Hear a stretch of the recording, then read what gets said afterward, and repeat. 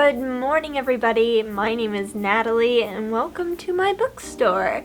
Today, I think I have a pretty good recommendation for you guys. Today's book is an important one, I feel, for those of you who are like me and may have gone through some psychiatric stuff, maybe been Baker-acted, maybe been to rehab, struggle with mental health, stuff like that. I think this is a really good book for people like us.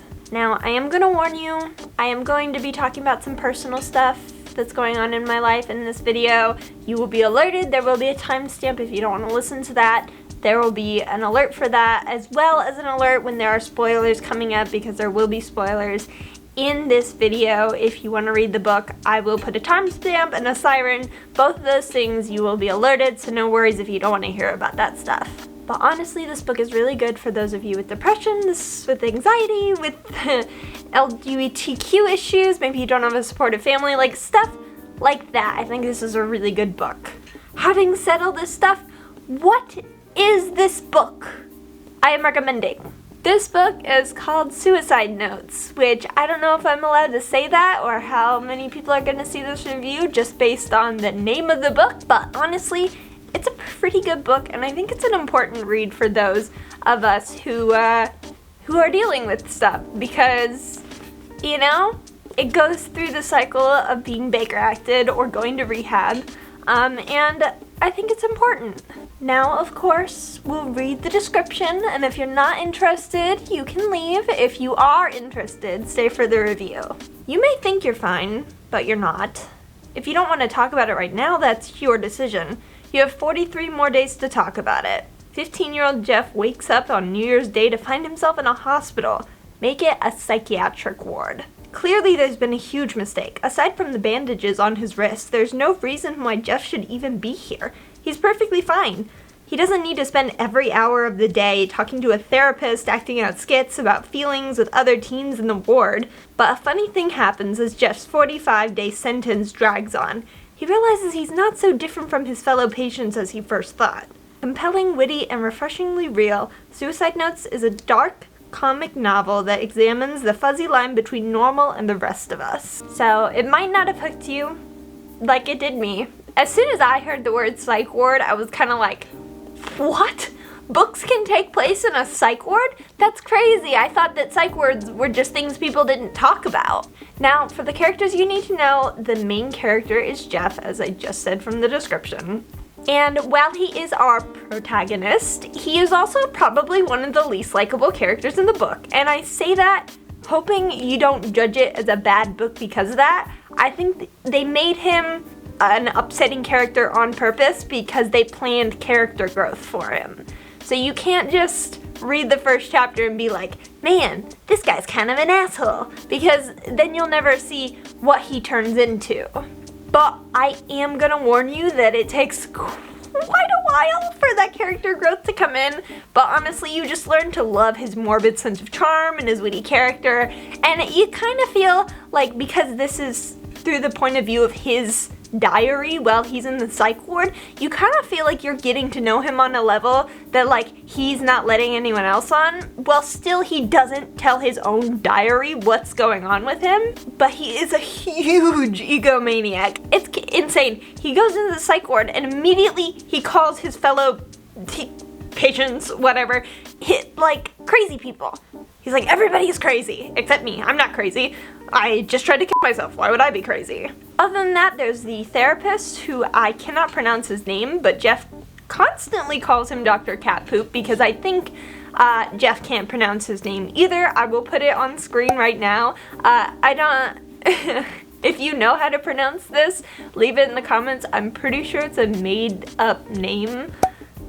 I found him to be a very realistic character, especially from my time in rehab. It's just kind of like, therapists in these situations are different from therapists you have just out and about, because you see them every day. You know, you see them all the time, and they are never quite on your bullshit.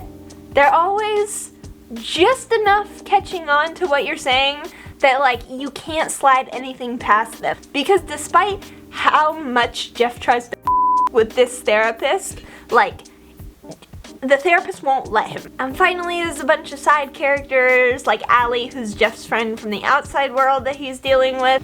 And then there's people like Sadie, who are from the psych ward, who all become more important as the book goes on, that you kind of are just introduced and you're like, oh, will this person be here for very long? Will this person leave? There's quite a few characters that are like, oh, this person has been introduced and they're leaving.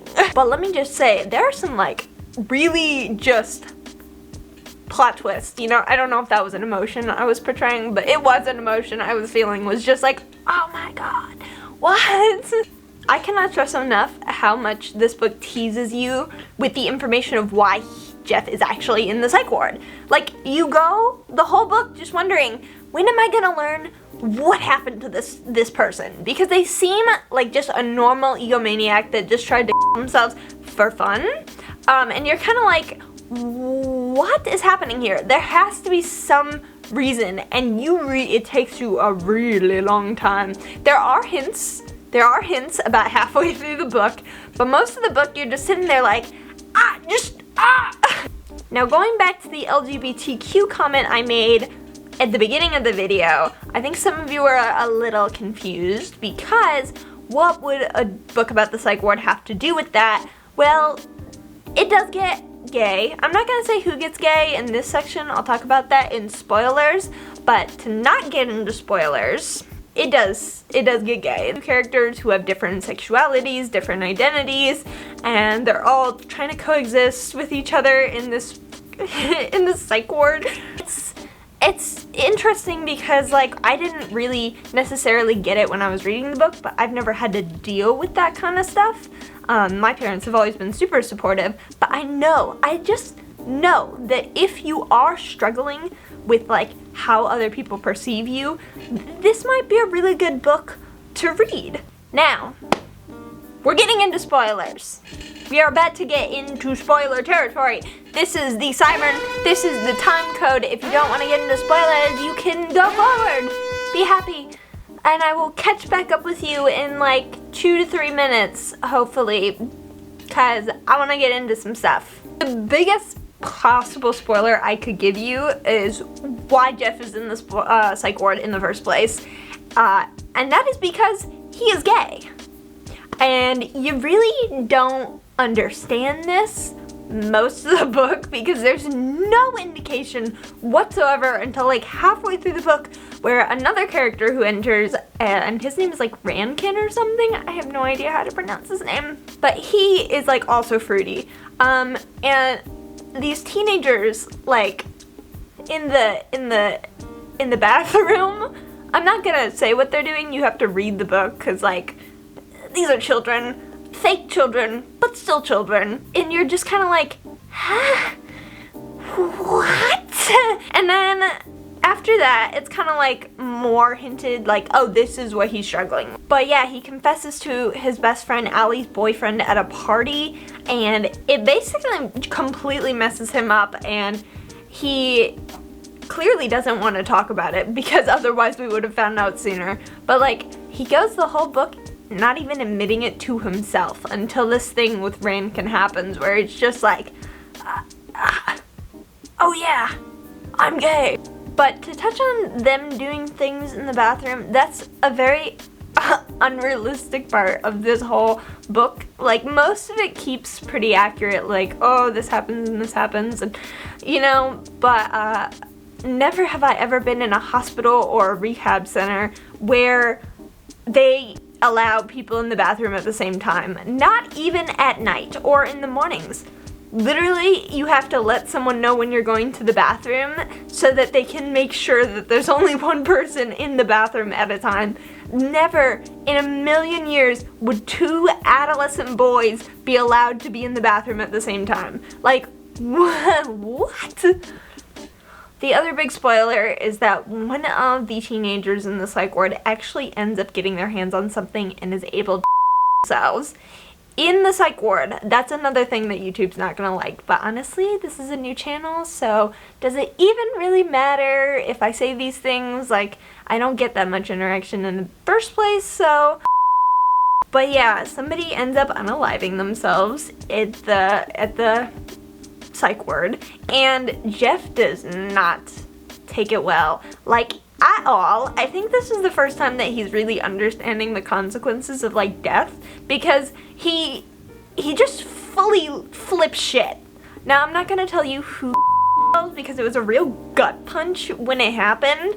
I think you'll be able to figure it out just by what I've said when you're reading, but if you aren't, you'll see what I mean. Anyway, that was my very small spoilers thing over. Welcome back, everyone. I hate to send you away again, but we're about to talk about my personal life. So if you're uncomfortable with that, here's another timestamp. No siren this time. So if you're kind of dozing out, you're just gonna have to listen to my personal life for a minute or two. So I decided to read this book a few months ago, and it has impacted me then differently than it impacts me now. Before, I only really related to it in the ways of like how I dealt with my depression, my bipolar, anxiety, and DID and stuff like that, which is what I ended up going to rehab for. But as of the new year, I got some pretty awful news, and I think that news will forever change how I read this book. I knew somebody who really struggled with their gender identity and their sexuality before they died. And this death was very recent. It put a whole tailspin on my new year. And I'm not a licensed professional or anything, but suicide is a huge problem, and it's important to be able to get the help you need. It's important that you're able to take the meds and get to the hospital and get the psychiatric help and get the therapist to help and be around other people who are experiencing similar things than you. And it's all very important. You never know whose life you're completely derailing by doing that to yourself, you know? Take this from someone who's dealt with depression half her life at this point. It's hard. It's exhausting. It's so much work and effort to get out of the situation you are in. But there is a better side. There is better places to be, and there's more things to experience, and your life doesn't have to be a never-ending nightmare. And I don't know how you'll take this book if you're a teenager and you're struggling, because I was already an adult who had gotten the majority of the help she needed by then. I think reading things about people in your situation is important.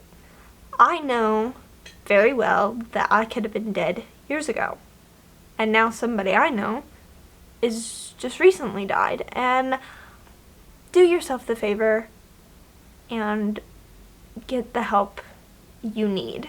And if it starts with reading a book to realize that psych wards aren't that scary, then do that. Take the baby step. But everything will be okay. Sometimes people can't make it out. Try to be the person who can, because it's worth it. Thank you for listening to my personal rant.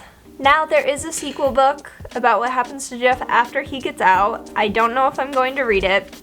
If I do, and I make a book review about it, I'll go more into the author, because I know in my last book review I went a little bit into Rory Powers and how she does her books and stuff. But Michael Thomas Ford I have not looked into. Maybe if I read a different book of his, or if I read the sequel to this book, I will. But I can't express how much I would recommend this book to people who are struggling with gender identity or depression or anxiety or things like that, any kind of mental illness, because it represents a lot of different types of mental illness and trauma in this book, and I think it's important to read that kind of stuff. Being said, guys, if you like this video, maybe give it a little support, and let's give each other a little bit of support in the comments. I'll be reading the comments and trying to help out, so if you're going through something and you want to rant about it. With that being said, guys, have a great day, and I will see you in the next review. Goodbye!